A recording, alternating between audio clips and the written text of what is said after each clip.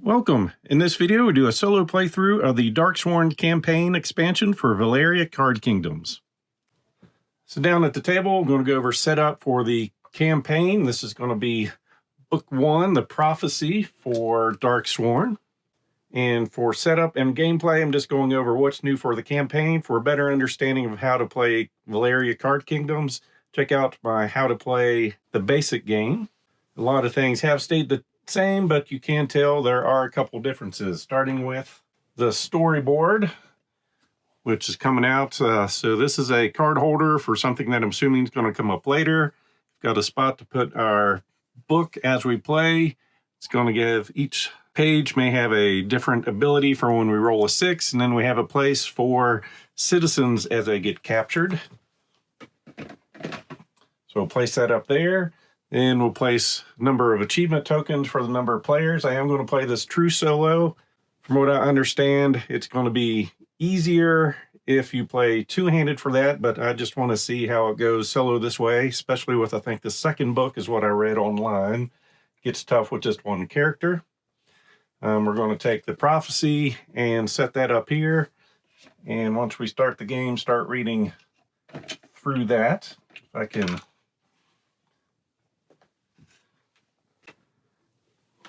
get that put into my Uber stacks. So the prophecy did come with some tokens. We'll see what those do here in a bit. For setting up the monsters, I'm going with what the game recommended, what their basic set. We do need to go in there and take out all the ones that are for a 5-player game, and the ones that have that symbol, they'll come out. We'll take the remaining 20, give them a shuffle, and then place one in each column here. So we've got a dire bear, once again, the area they're from, type of monster, health, victory points, and rewards if we defeat them. And speaking of victory points, this is one thing that is different. After we defeat one of those, we will track victory points at the time we defeat. So we've got a dire bear, skeleton, an orc warrior, another orc warrior, and a bane spider. Then with what's left here, we're going to go find all the shade monsters, give that a shuffle, and then take one and randomly put that in the monster stack. And then give that a shuffle. And with that shuffled, of course, we've got our column numbers up there. Then we're going to put walls underneath the monster. So we have a fully healthy wall. It's taking some damage, and then once it takes another damage from that, it'll get removed from play for a bit. Then we choose our citizen stacks and what the game recommended. The way that's going to be set up is number of players plus 2. So I'm playing solo, so we're going to have 3 of each one of those in these stacks. We'll place the other board at the bottom. So it lets us know we can spend 8 victory points to create another wall after it's been destroyed. And we have our spot for our blessing cards, discard pile, and 3 that have come out. So we'll take our blessing cards. We'll take a quick look at those. So a lot of these are spend victory points to get additional things, or spend resources for different types of resources.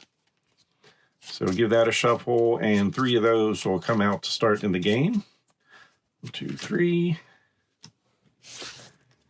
And so we can spend 4 victory points to discard a monster from the board. Spend 2 victory points to take back one of our characters if they've been captured. Or spend 2 to change one of our die rolls plus or minus 1. And we do have some player aids that go over all the symbols. Need to create a stack of exhausted cards. Does say not to use event or monster event cards. And then each player is going to get a knight and peasant and an explorer. So the explorer works very much like the other character card we had, except we're going to get 2 wilds in there. And then starting resources, we're going to get 2 gold, 1 magic, and 1 victory point. So that's the basic setup. So then going over the game flow, we've got the roll phase, rolling our dice, harvest phase. So we'll do the left side of our cards. Action phase, so we've got 2 actions. We can slay a monster, engage the book, so the book might have some things for us to do. pray to Aquila to use one of these blessing cards down here. Recruit a citizen, gain a resource of our choice, or share resources. So the share resources is basically one character will spend a certain amount of resources of one type, and another player can get half that many rounded up. So in the solo play, didn't mention this in the book. I'm going to assume I can do that for myself since I'm playing solo. So after using your 2 actions, you may flip one of these tokens to perform a 3rd action. So that's letting us know what those do. Then we're going to activate monsters, depending on our dice rolls. And since I'm playing solo, after the monster phase, we're going to have a second harvest phase doing the right side of our cards. Then in phase, the book is going to let us know what's going on there. So starting our prophecy. So for setup, give each player a radiant token with the lit side face up. The rules are after using your 2 actions, you may flip it face down to perform a 3rd action of your choice. At the start of the end phase, if a task, left page in the book, with an image and a cost is completed, there are achievement tokens on the task card equal to the number of players. All players flip their token face up and are now available to be used future turns. All right, so getting into our story. Chapter 1. Each year on the summertide solstice, we honor the descension of Aquila, the day she came down from the heavens to teach us about the magical powers of the river Ne and instructed us to build our cities on the sacred river shores and deltas. As the celebration draws to a close, the Oracle of Thine is bathed in a beam of light from the heavens. The elders, reading this as a return of Aquila, enter the oracle to find the altar piled high with radiance, fabled orbs of power bestowed by Aquila and once used to fight back the darkness. Each noble gathered for the solstice celebration takes a radiant from the altar. Most depart to guard their holdings from the dark times the radiants imply, but you, few dukes and duchesses, stay to give thanks to Aquila for these wondrous gifts. When you're ready to begin, turn the page. So we'll flip the page over. So defending the oracle, we need to spend 5 magic, 5 fight, times the number of players. And when we do that, we can return a character to the game. So that's our goal for the first part. So chapter 2, A Day of Destiny. As the solstice fades into night, battle horns sound in the east and ghastly monsters drawn by Aquila's light descend upon the Oracle of Thine and clamor to breach its walls. The scattered tribes of monsterkin have harried Valeria since the first brick was laid for its first city, but now they fight together. Orcs battle alongside gnolls, goblins create contraptions for the undead. Something has united them in a common cause to destroy Valeria. Aquila's light brightens, the roots of the oracle tremor, and the elders call out, "She returns, hold back the darkness." You draw your blades and ready your spells to face the enemies of light. So on this, when we roll a 6, we are going to banish a card from any character stack. And of course, we will win the game if we complete this book, and we will lose if any of these columns has all the characters taken out of it. So basically, we've got 2 free attacks here with the wall. We can rebuild the wall, and there are some ways to get the characters back in here, but of course, through the course of the game, we're purchasing from here. So with that, we are set up, but to give me some more room, I'm going to move this over and spread these out some. And give us our light token. So first thing we're going to do, rolling the dice, a roll phase. So 3, 4, and 7 is going to activate. We don't have a 3, we don't have a 4, so we get to activate our Explorer. We get to have 2 resources of any type. They have to be the same type. And I think we're just going to take 2 money.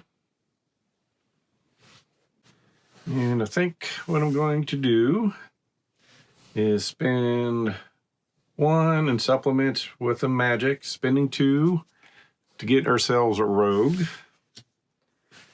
Then 1, 2, 3 to get a mercenary.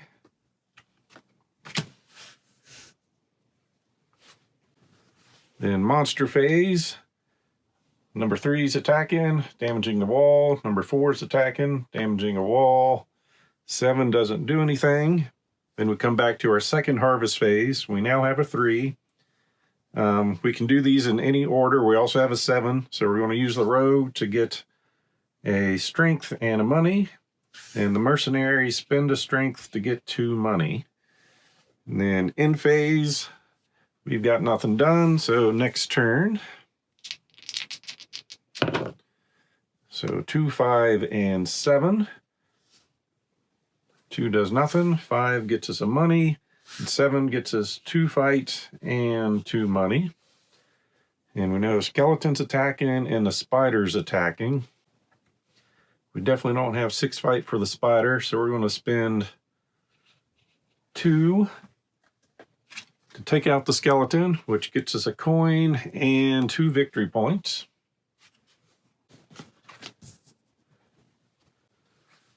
Then we're going to spend 2 money to take a merchant. Enemies attack. There's nothing in column 2. Bane Spider damages the wall. Our second phase, we're going to get a gold coin here, gold coin there, and then a fight and a gold. And next turn, so 5, 6, and 11. So coin and a fight. 11 does nothing for us. We definitely don't have enough fight for anything up there. So we're going to spend a gold to get a butcher.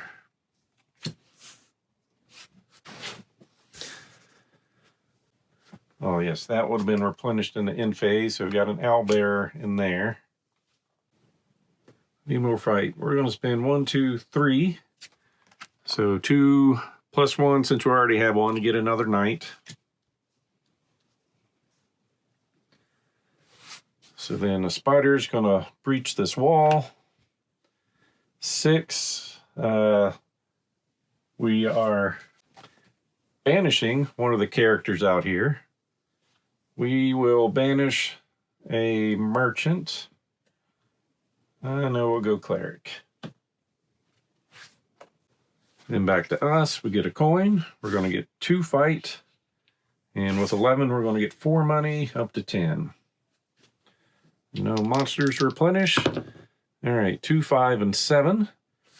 2, we have a choice of money or magic. We're going to get 2 magic. 5 gets us some money.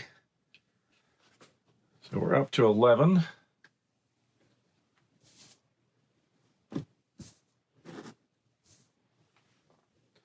And 7 gets us 2 money and 2 fight. Nope. We're going to use 1 magic and 1, 2, 3, 4, 5 fight to take care of the Bane Spider. So we can choose to get 3 money or pick up a knight. We're going to take a knight. And we get 2 victory points. Then we're going to purchase another rogue. That's going to cost us 2 plus 1. So 1, 2, 3. Then activate our monsters. The owlbear damages the wall. 5, there's not a monster. 7 is nothing. So back to our second phase. We're going to get a coin. We're going to get another coin. Then we're going to get 2 coins and 2 fight. And end phase, bring out a goblin. Next turn. 1, 5, and 6. That's activating a lot up there. 1 gets us nothing. 5 gets us a money. 6 gets us 3 fight. 1, 2, 3. Well, the goblin doesn't have a wall, so we want to spend 1 to take care of him, which will get us a coin and a victory point. Then the dire bear, we can spend 1 magic and 4 fight. Take care of him. We're going to get 2 money as a reward and then 3 victory points, going up to 9. So monster phase, empty, empty, 6. I think we're going to lose another cleric. And that's dangerous. We're getting low on that. We'll go champion. In second phase, get a coin and 3 fight. Refill. Another bear comes out. And a skeleton. All right. 1, 4, and 5. 1 gets us nothing. 4 gets us nothing. 5 gets us a coin. That's not cool. We're going first action. Spin 2 fight to take out a skeleton. Gets us a coin and 2 victory points.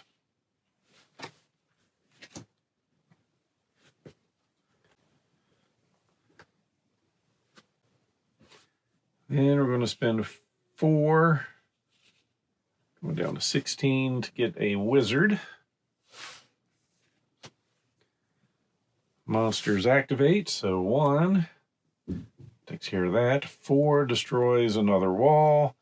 5, there's nothing there. Second harvest phase.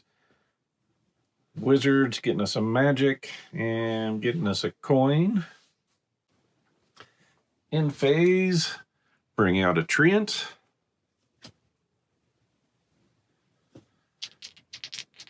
So we're getting 3, 6, and 9. 3 gets us a fight and a money.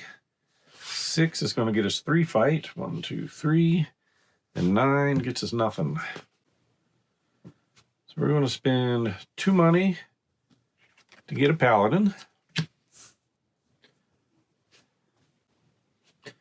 And 1, 2, 3 money to get another paladin. Monsters attack. Another wall down. Then this is getting dangerous. We'll get rid of a champion because of that ability, and 9 doesn't do anything. So back to our second phase, we can spend a fight to get 2 coin. Then we're going to get 3 fight, 1, 2, 3. Then we can spend 1 fight to get 3 magic. So we're going to spend 2 fight to get 6. 1, 2 to take that up to 9. No monsters to refill.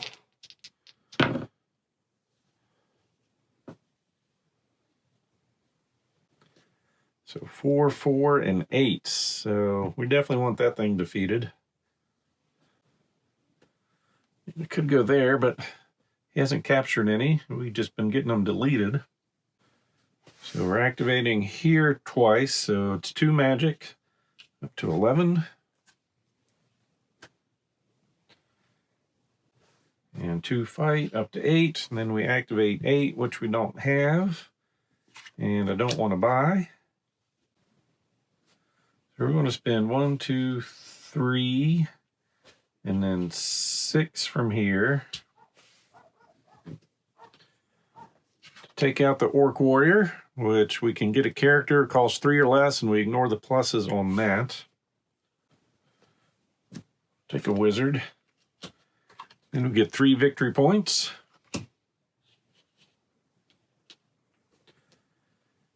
Our second action, we're going to spend 8 victory points. To build a wall.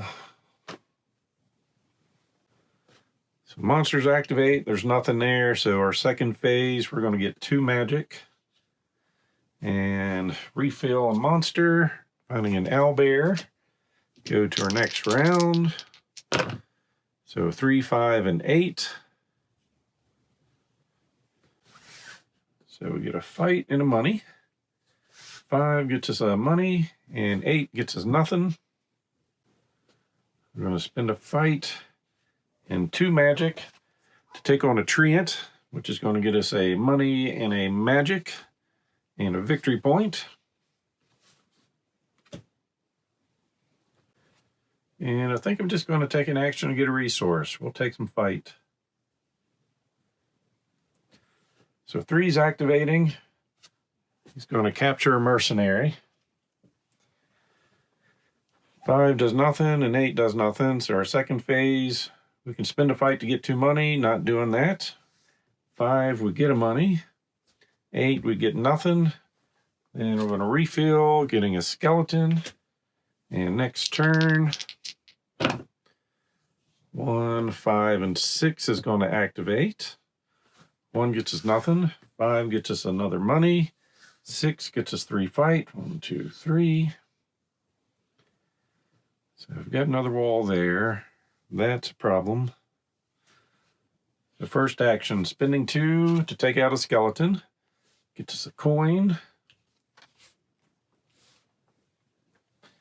And 2 victory points. Second action, we're going to use that. So spending 5 and 5 to put an achievement on that. That allows us to return a character from there. So we'll bring him back into action. Then we're going to reread. Let's see, at start of the end phase, if a task is done, we get to flip these face over. So we're going to take another action. And spend 8. Put up a wall. All right, monster phase knocks out a wall. 5 is good, but 6 is we have to banish somebody. I'm going to get rid of the peasant. So then 1, 5 gets us that, and 6 gets us 1, 2, 3. All right, so we're done with that. Allows us to flip this over. So we've got to realign the war gems, 7 magic, 7 fight, and 4 money.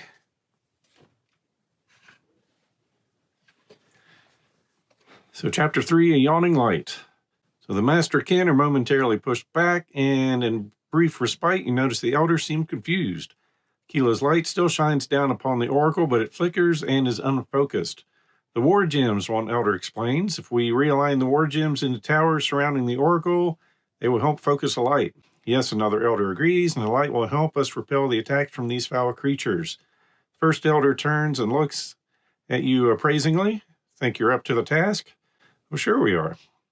All right, so all cards in the monster row now have +1 fight.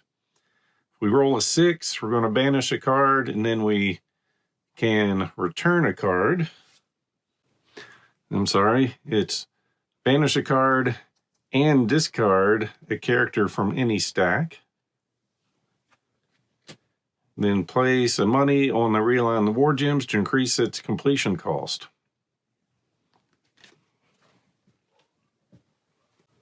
All right, and we bring this out, the flaming skeleton. And go on to the next round. 2, 6, and 8. Did not want to see that 6 come out. 2 is 2 money or 2 magic. We need them both. Actually, no, we're good on money. We need magic.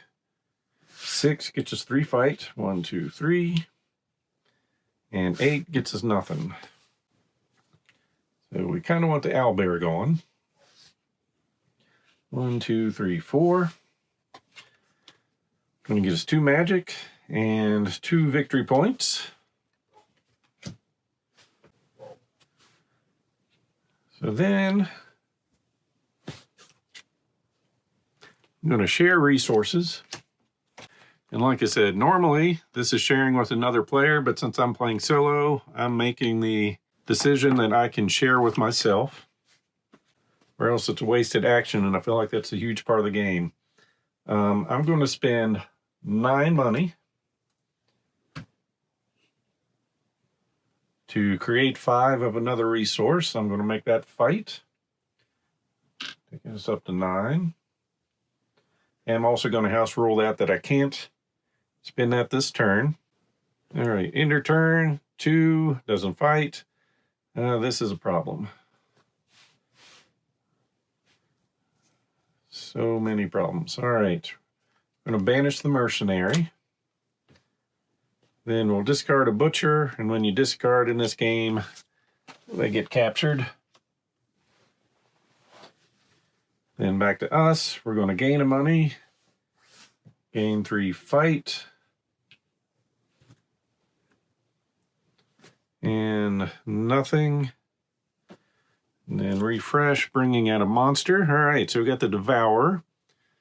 So whenever we roll a 2, we're going to remove a character from any stack. So he's not going to attack down the column. He's just going to kill from somewhere. 10 health, 4 victory points. That's nasty. Then our second phase, get a money. 3 fight. And done.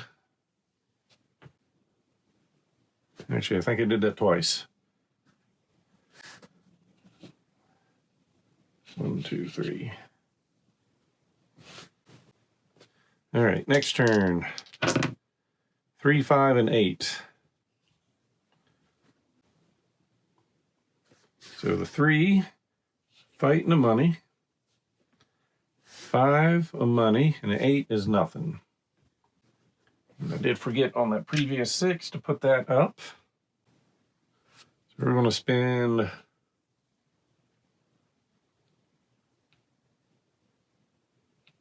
Oh yes, that's down 1 more, because monsters are +1. Put a reminder up there. So spending 6.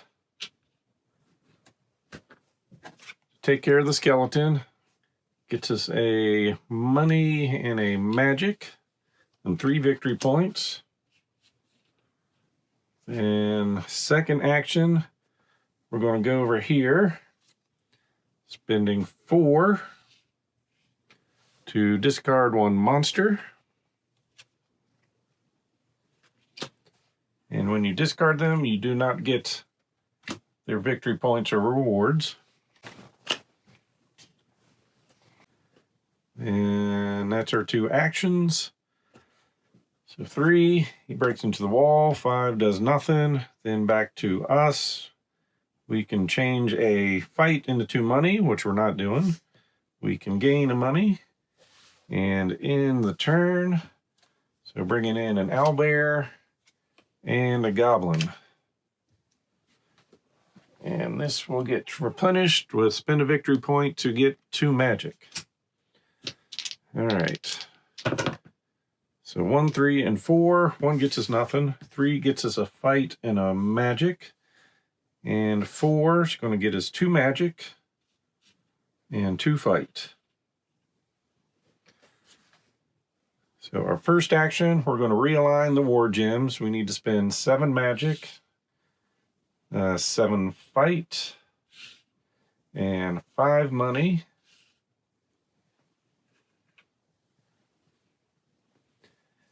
Let's see, 1, 3, and 4 are attacking. I don't have enough fight to take out the bear. So we're going to come over here, spend a victory point to gain 2 magic. In the round, the bears going to capture a cleric. The orc warrior takes down a wall. The owlbear damages the wall. In phase, we've got that taken care of.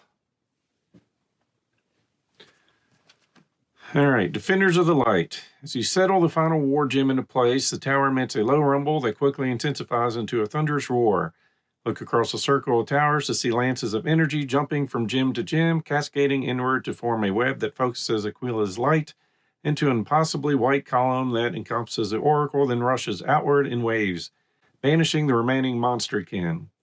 Deafening silence is broken as together you all release the breaths you unknowingly held, and the quiet light flows from the base of the oracle like soft, wispy smoke and winds and winds its way upward around your bodies as the voice rises inside your minds. You few, it echoes, who stayed to give thanks for my gift, you resolute champions, who stood to fight back the darkness. You are my defenders of the light.